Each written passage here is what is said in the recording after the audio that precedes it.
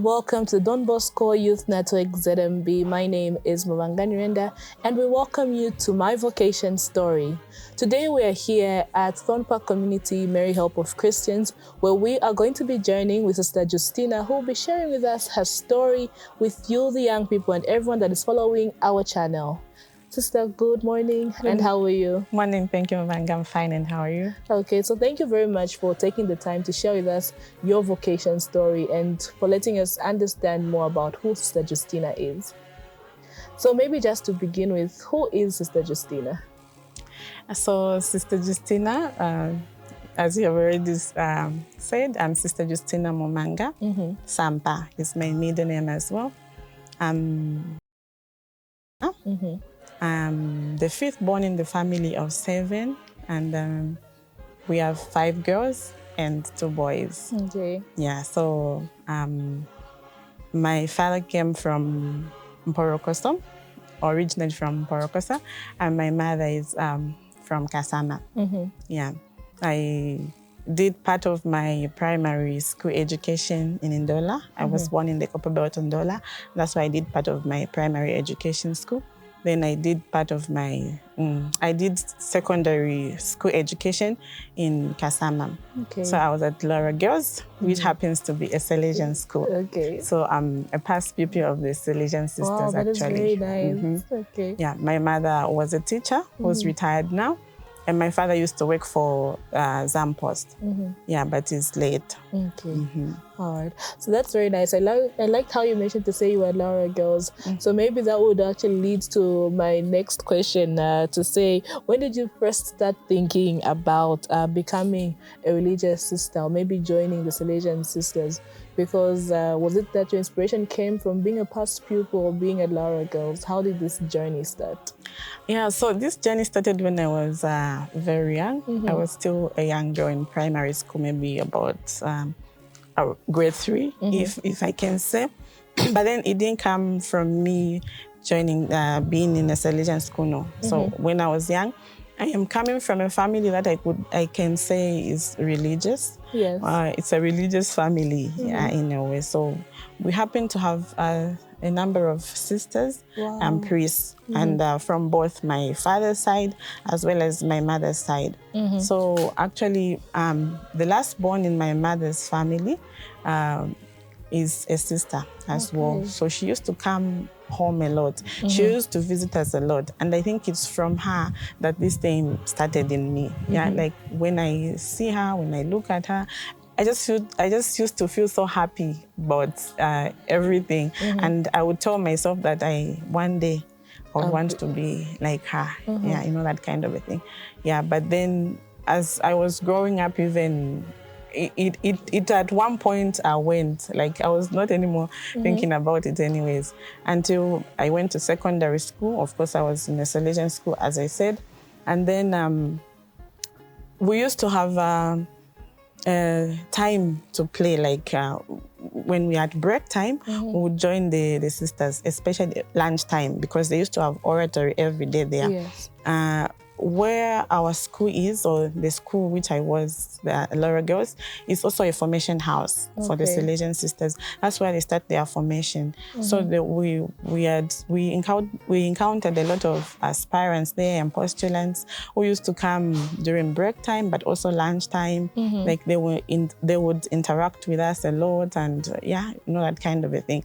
And then we would also join them. We would take even 10-15 minutes of our break, go and join the oratory. Yeah. But one thing I liked about the Salesians is the way we interacted with them, despite them also being sisters and things like that. But we interacted so well with them to the extent that that also became like an inspiration to me. It's something that I liked, and I said, I think I would also want to do this. Maybe this is the right congregation. Now, like it started coming back again when I was in secondary school. Oh, that's very nice, sister.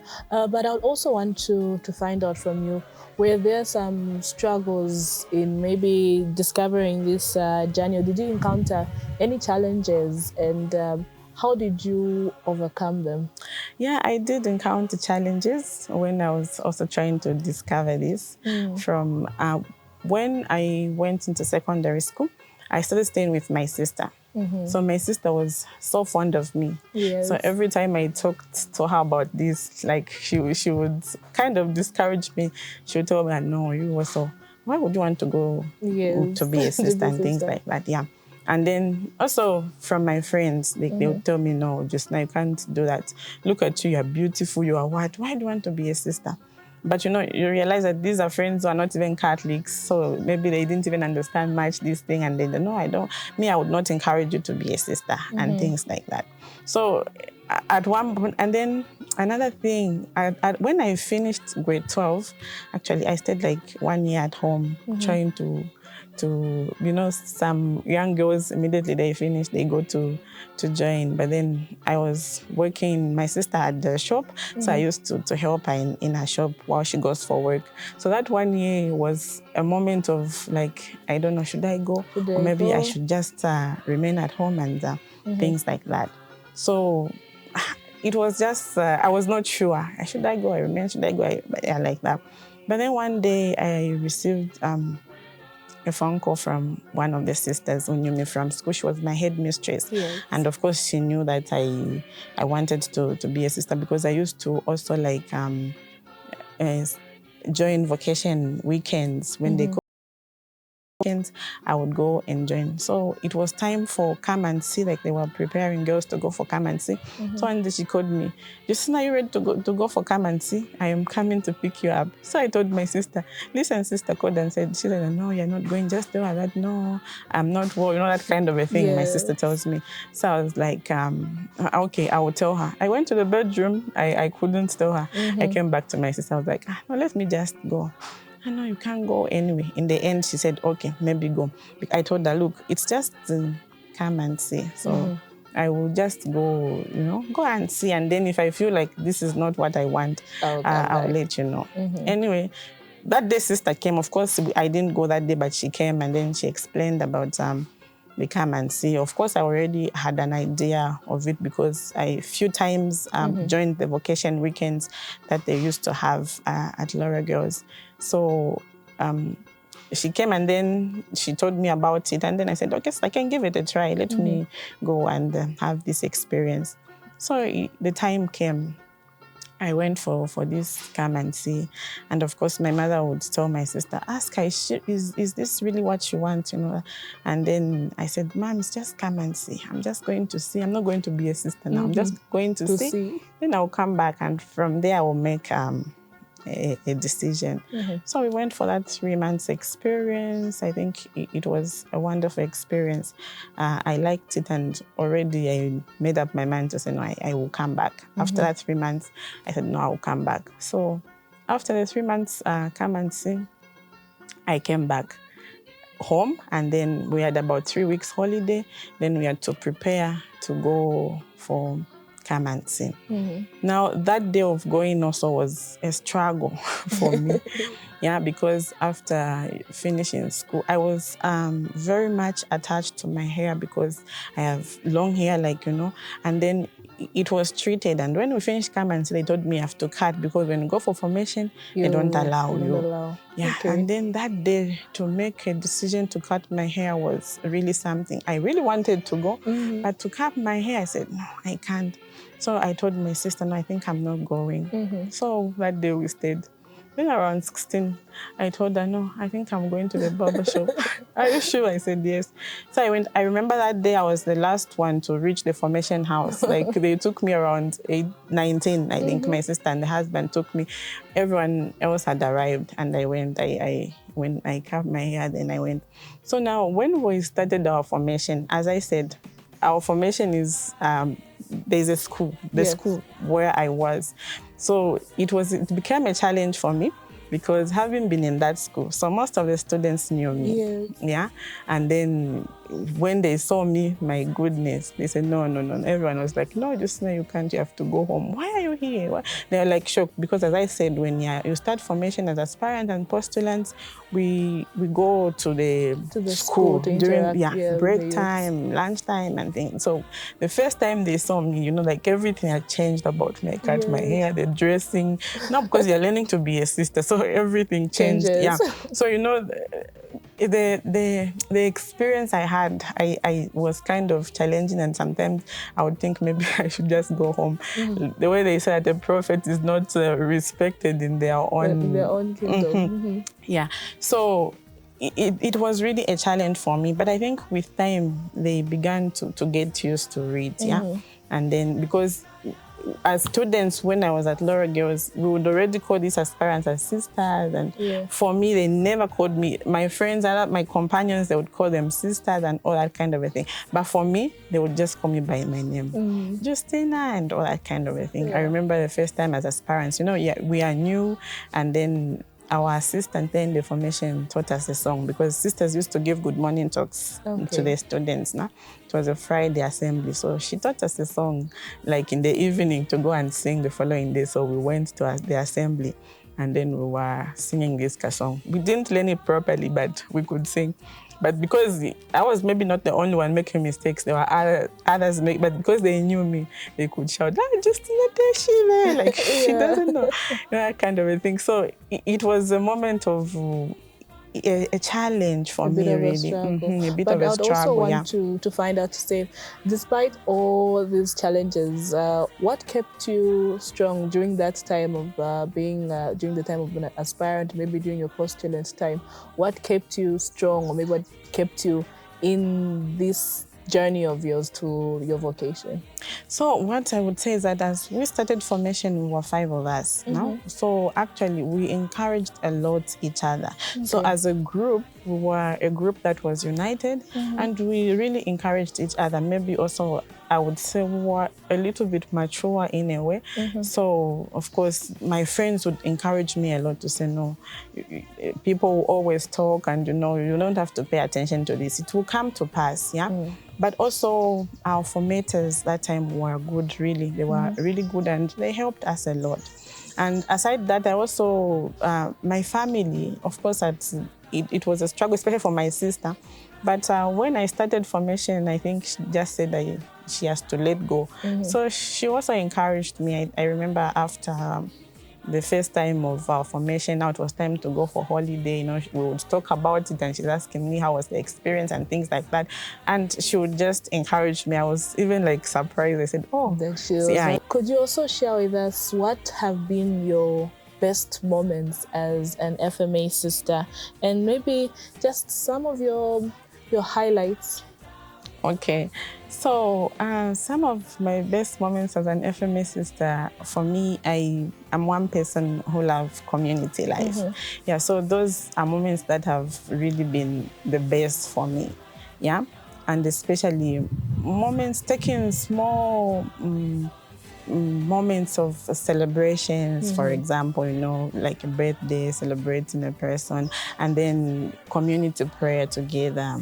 But also aside that, my personal prayer as well, as those are moments that have been the best of me being a Salesian, and as well being with young people. I think this is one thing that has been the best. Being with young people is something that has encouraged me and also given me motivation, because with young people you never go wrong. Even when you feel down, but once you're with them, you just feel life in you. Yes. That's very nice, sister. Thank you so much. Would you also just share with the viewers maybe 1 or 2 saints that really inspire you in your vocation, be it at the beginning of your journey or right now in these 11 years? I think one of the saints that have come to really take us, someone who encourages me or I feel inspired by, is Saint Teresa of Avila. So when I look at the life of Saint Teresa, she's a saint who was always in union with God. She joined the Carmelite sisters when she was very, very young. And she did a lot of good in this congregation. So, Saint Teresa, as I said, she's a one who was always in union with God. And in most of our works, she talks about mental prayer, which is the prayer of the heart. And in this one, she talks about how much time do I give to the Lord every day? Time and space I give to the Lord, because it's only through this time that I give to the Lord, I learn to discover who I am. Yeah. And so that is one thing that is one sense that I've learned so much. And she encourages me. And then she talks also about the 3 virtues of humility, loving one another, and detachment.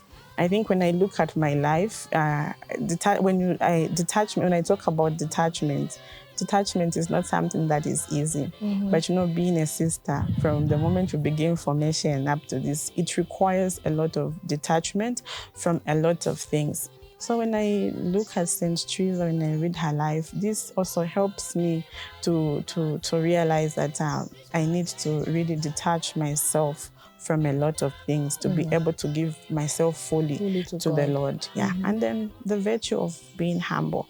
I think our mission as religious sisters, but also as FMAs, requires humility, a lot of humility, because we come in contact with a lot of people, a lot of different people at times that you really just need to humble yourself in a way. So humility as well is an important virtue for me that I learned from St. Teresa. Okay, that's very nice, sister. Maybe there might be that young lady out there, even that young boy out there who's still trying to discover their vocation, or maybe trying to understand their vocation. They might be always finding themselves in the comfort of the Lord, or maybe they might be thinking about joining the vocation of religious life or the vocation of priesthood. What would be your encouragement to that person? Maybe they might be feeling discouraged, or they might be saying no, this is not the right path for you. Well, what I would say is that I think what is important, first of all, is listen to oneself, to the heart. Because we are surrounded, like young people, even ourselves today, we are surrounded by so many things that at times, of course, acts as discouragements for young people. But then, first of all, they have to listen to their heart. What do they really want? Of course, a lot of obstacles will be there in answering this call. But then when I listen to my heart and I know what I want, being convinced, and then the daily choices that young people make every day are very important. The choices that I make every day, because what I do today will also determine what my tomorrow will be. So it's important that when young people make choices, make decisions, they make decisions that are concrete, and then they are also tarrying with what they are feeling, not just to follow the crowd, to follow where everyone goes, I go. If this one says this, I follow. But being able to stand with their feet and then know what they want. And then also, it's important to pray. I think befriending the person of Christ is an important aspect also in discovering who a person is and also what they want. Because with God, you never go wrong. I offer myself to you, Lord. You know everything about my life. So show me direction. So also being in contact with the Lord always, befriending this person of Christ is an important aspect for young people today as well. Okay, thank you so much, sister. You did mention, of course, as Salesians, we're always in the company of young people, and we always try to create a place of home, church, play, and school. And I would also want just for you to share with the young people out there, and just maybe those that are going to view or are viewing our channel, to say, this year, of course, we are celebrating our Jubilee of Hope. And as Salesians, for us, we're celebrating it as being anchored in hope and being pilgrims with the young people. Yes. So what would be your word of encouragement to that youth out there who might have lost hope in life, or who might be struggling with something, anything in general, and be it not only the vocation of religious life, but just discovering themselves in their life? First of all, young people should try to, as we talk, anchored in hope, they should try to discover what is their anchor, something that gives them stability, something that they can lean on. What is it? Is it their family? Is it their friend? Of course, sometimes maybe not all friends, but I'm sure that young people also have got very, very good friends that they can trust, even family, even other big people. It could be a priest, a sister that they look up to. So you have to first of all discover what is their their anchor? What is that something that they can rely on, something that they can lean on, something that gives them stability, that gives them confidence, you know, when they discover that, and then they have to be. Also, young people are hopeful. And as I was talking about befriending the person of Christ from the Bible, we hear, we are taught that hope does not disappoint. Yes. So you have to remain, young people are hopeful no matter what. Being hopeful doesn't mean that they will not experience difficulties, they will not experience fears, worries, or whatever. No. But despite the situation of their life that they are in at the moment, what is important is that they have to know that one day things will be okay. They have to remain hopeful, because whatever we experience in our lives could just be part of our journey, but then it's not permanent. Yes. Everything passes. So even whatever they are going through at this moment, it could be something that is very discouraging, painful, or whatever we can call it, but then it will pass. They need to give themselves to the Lord, open up their hearts to the Lord, and ask Him to be with them, to guide their lives, and then they have to remain hopeful. Thank you so much, sister, for sharing your vocation story with us. You're most welcome, Mumanga. Okay, right. And thank you for coming. Thank you so much for having us, okay? You're most welcome. Okay. And of course, to you, our dear viewer, thank you so much for taking the time to listen to the vocation story of Sister Justina Mumanga, FMA sister, who has been sharing with us her journey of 11 years as an FMA sister. And to you, that young person out there, continue to discover your vocation. You might not know where it lies. And remember, in this jubilee of hope, hope does not disappoint. It has always been anchored in the Lord. From the Don Bosco Youth Network, my name is Mumanga. It's goodbye, and don't forget to subscribe. Yes,